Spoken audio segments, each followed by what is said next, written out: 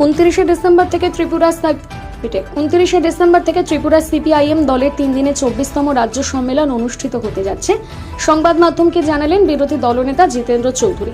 আগরতলা মেলার মাঠ স্থিত ত্রিপুরা সিপিআইএম দলের দলীয় কার্যালয়ে এক বৈঠকে অনুষ্ঠিত হয়।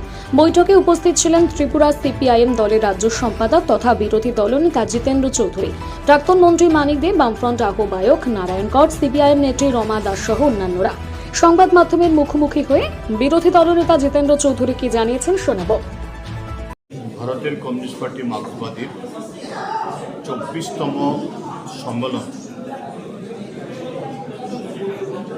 মার্ক্সবাদী কমিউনিস্ট পার্টির সম্মেলন মানে হলো গোটা দেশে তার সমস্ত কমিটির সম্মেলন, একেবারে তৃণমূল স্তর, যেটাকে আমরা বলি শাখা কমিটি, সেখান থেকে শুরু করে সর্বভারতীয় স্তর অবধি। এটা গত অগাস্ট মাস থেকে শুরু হয়েছে এবং আগামী এপ্রিল মাসের প্রথম সপ্তাহে তামিলনাড়ুর মাদুরাইয়ে এই গোটা প্রক্রিয়া তার সমাপ্তি হবে। তারই অঙ্গ হিসাবে এই ত্রিপুরাজ্যেও আমরা গত সেপ্টেম্বর 1 তারিখ থেকে আমাদের রাজ্যে এই সম্মেলন শুরু করেছি। আমাদের রাজ্যে প্রায় 4 সহস্রাধিক ব্রাঞ্চ কমিটি, তারপর এই লোকাল কমিটি 300-এর উপরে, তারপর 24টা মহকুমা কমিটি, ইতিমধ্যে তার 23টা শেষ হয়েছে। তারপর 8টা জেলা কমিটি, তার 3টা শেষ হয়েছে। আর এই সমস্ত ব্রাঞ্চ, লোকাল, মহকুমা, জেলা শেষ করার পর আগামী 29, 30 এবং 31 জানুয়ারি আগরতলায় টাউন হলে আমাদের রাজ্যভিত্তিক সম্মেলন তথা 24তম সম্মেলন। তারই আজকে প্রস্তুতি সভা এখানে হচ্ছে।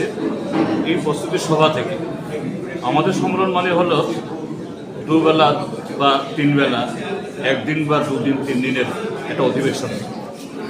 আমাদের সম্মেলনের মধ্য দিয়ে আমরা দেশ এবং রাজ্যের গোটা রাজনৈতিক, সামাজিক, অর্থনৈতিক, সাংস্কৃতিক, অর্থাৎ জনগণের জীবনকে নিয়ে যুক্ত, জীবনকে জড়িয়ে সমস্ত ইস্যু আমরা আলোচনা করব এবং তার মধ্যে থেকে আমাদের যে রাজনৈতিক এবং মতাদর্শগত অবস্থান থেকে আমরা কীভাবে আগামী দিন এই জনগণকে নিয়ে জনগণের স্বার্থে লড়াই সংগঠিত করব, এই সম্মেলনে আলোচনা হবে। তারই প্রস্তুতি সভা আজকে এখানে হতে পারে। Doctor B.R.. আম্বেদকরকে নিয়ে যে কুরুচিকর একটা মন্তব্য করেছেন অমিত শাহ, এই বিষয়টা নিয়ে কী বলবেন?